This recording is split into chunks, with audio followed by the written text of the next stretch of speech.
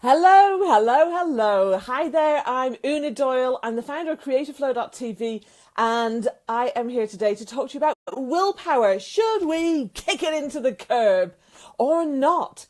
That is the question. For those of you who don't know who I am, my name is Una Doyle. I'm the founder of Creativeflow.tv and I work with creative business owners and I help them to achieve their goals faster, more profitably, and with creativity that fills their heart with pride and feeds their soul. Okay, so willpower, why is it even important? And actually, before I get into this, please share this out, okay? I want as many people as possible to be able to benefit from this. So share it out and do remember to tag people in the comments who may want to watch this too. All right then, so willpower, what is it and why should we even care? Well, I want to just actually look at the definition of will, okay? So you think about will and power, okay, and put those two words together, then the thing is that you've got an opportunity to really look at willpower in a different way, because I think a lot of us think of willpower as being something that we're lacking, something that can be really hard. Someone who I used to work with years ago, she used to say that she had the breaking strain of a KitKat, which meant that, you know, whenever there was chocolate there, that she would be tempted by that. And I think we quite often think of willpower as being something that we ought to have more of, and some people have it but we don't. And look, you know, we all have the same amount, but there's a few things that you can do to either make it irrelevant or to improve it, and that's what we're going to talk about here today. So share this out. I'm on a mission to help as many creative business owners as possible to be able to grow their businesses, to be happy, healthy and wealthy, and I think this is a big part of that, okay? Because you've got to be able to do the things that you plan to do. Excuse me. So let's have a look at this definition, a new definition of willpower.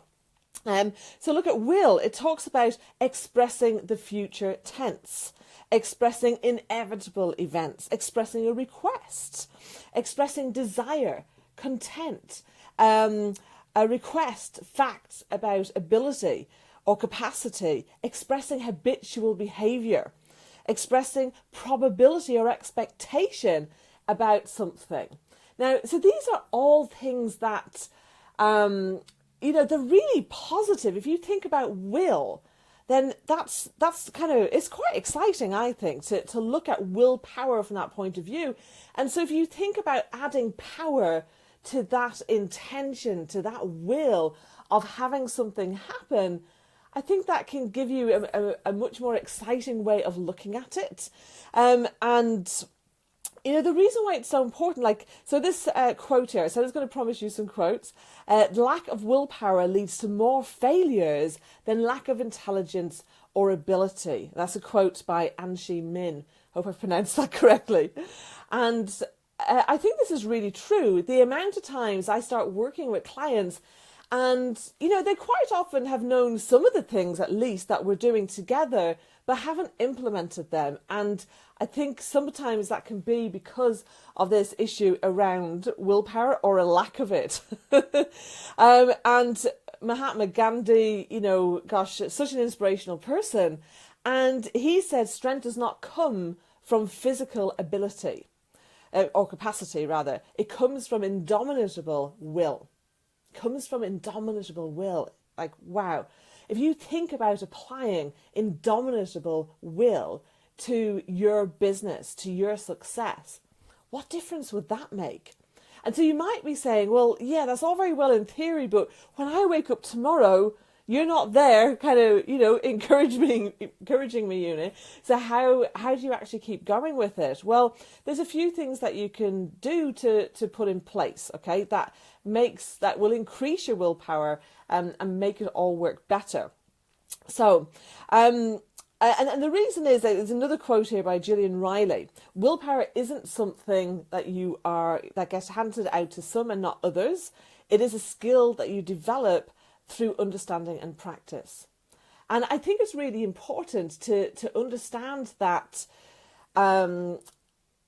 there's so much things outside of this kind of drive that comes within us that affects us.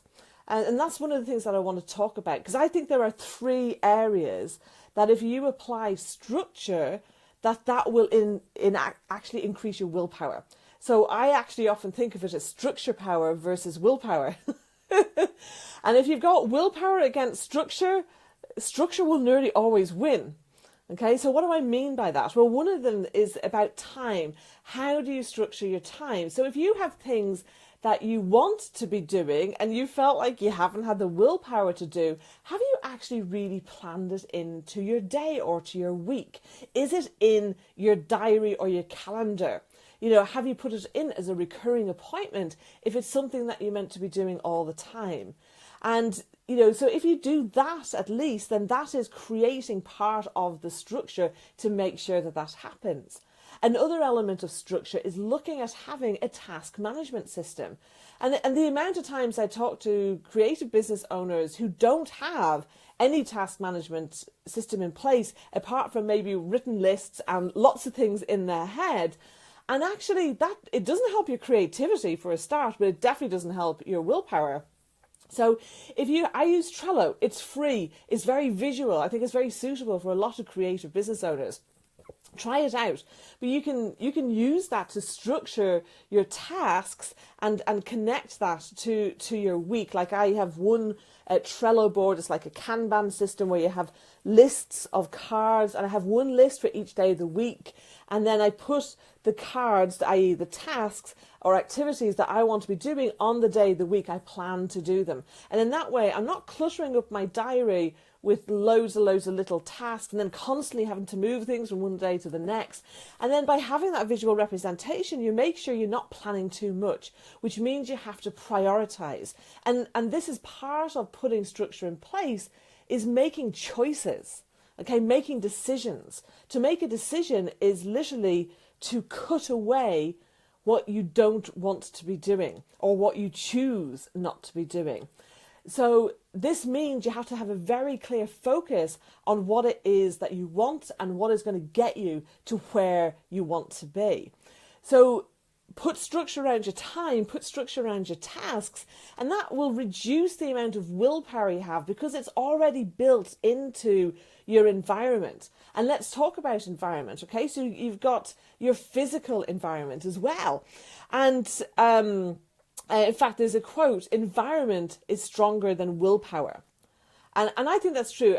Have you heard about this study that was done where in an office cafeteria, okay, so it was like some big office building and they had their own cafeteria, or maybe it was at a university. Anyway, so big space where everybody was eating, students or workers, not sure which it was.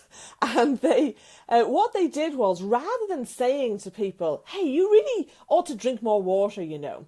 And maybe that's something that you have been planning to do as well, but haven't done as much of.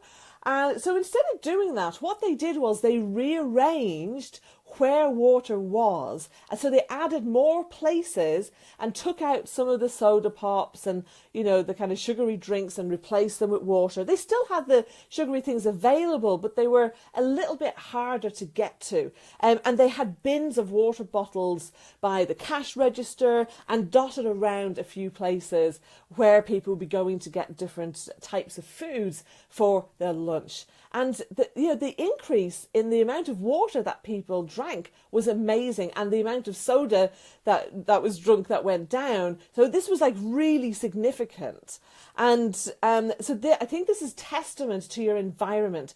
And one of the things that I often work with my clients is to help them to create an environment that is conducive for the type of work they are doing. So if you're doing very analytical work, you don't want any distractions. You want a real clear environment around you. If you're doing the detail type work, then you need to have everything to hand. If you're going to be engaging with people, you need to be comfortable. Maybe you want to have colour around you, you know, like reds and oranges, like warm colours that are more kind of like to do with your heart and your blood, you know, and connections with people.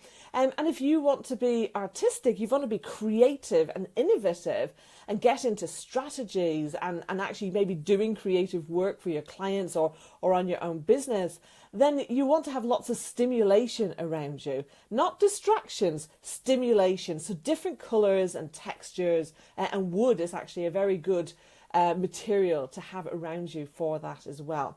So your environment can be very helpful in terms of helping you to build those muscles, because willpower is something that you can get better at over time. And so there's another quote here I wanted to share with you, which is, where is it?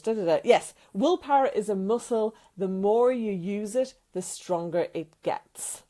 And I think sometimes what happens is we can fall off the wagon for a few days or maybe a few weeks, but that's nothing to say you can't get back on it again. So if you were, having the willpower to do something and then you seem to lose it, there's nothing to stop you. Just begin again. Don't beat yourself up about it. It doesn't do any good. In fact, it's going to make you less likely to succeed. And just start again. And I think the other thing to look at is your identity. So we've talked about putting structure in place around your time, your tasks, and your environment. But we also have to remember what our identity is saying in connection to what we want to have willpower around.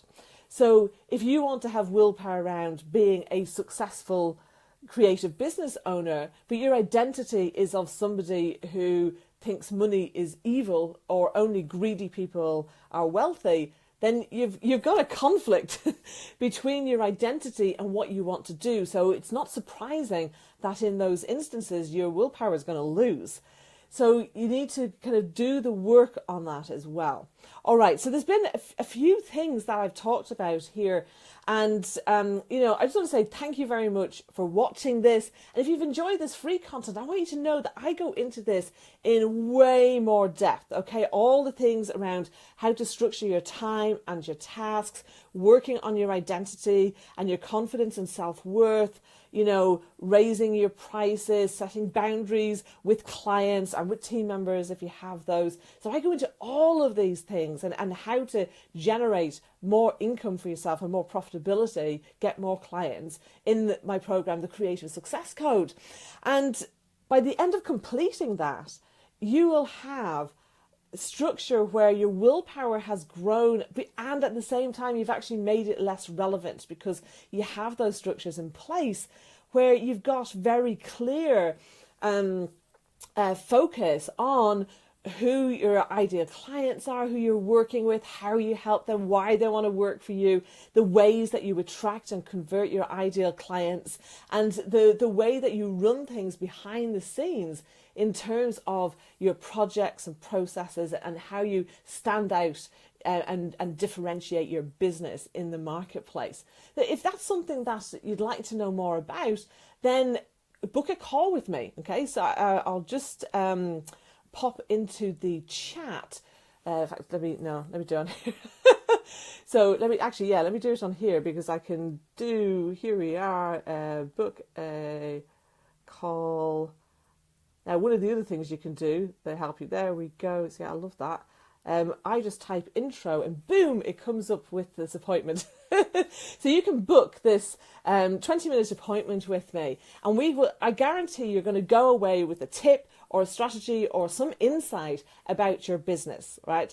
But come and have a call with me and let's talk about this. How, if you've been feeling like, oh, I've been all these things that I mean to do, but don't do. Well, maybe some of them aren't right for you. Maybe they're not the right strategies for your strengths and your personality. Or maybe there's something that's not ready for you to do right now at your stage of business. Maybe it's something for later on down the road. Or maybe it is something that you do need to be doing and you just need help structuring how to do that. So I'd love to have a chat with you and to help you with that. And if you found this of value, then please click the likes and the hearts, share this out. I really, really want to help as many creative business owners as possible to really have a business where they can be happy, healthy and wealthy, where they're doing work that they love, where they are earning a great living, where they're genuinely adding value and helping other people. I mean, all my clients want to do that, and that's what I can help them with. And I've helped them to get great results, like doubling and tripling their revenues, and helping them to sack crappy cheapskate clients that don't treat them properly, and all of those kinds of things. So I'd love to help you with that too. All right, so I go to say goodbye. Have a great week. Make sure you've clicked to get the notifications here and to like the page so that you hear the other shows. So I do this every week, every Wednesday, and I'm now doing it at 5 o'clock. So you can see, come live, watch it later. If you have any questions, pop them in the comments and I will come back and answer them. All right, have a fantastic week. Bye.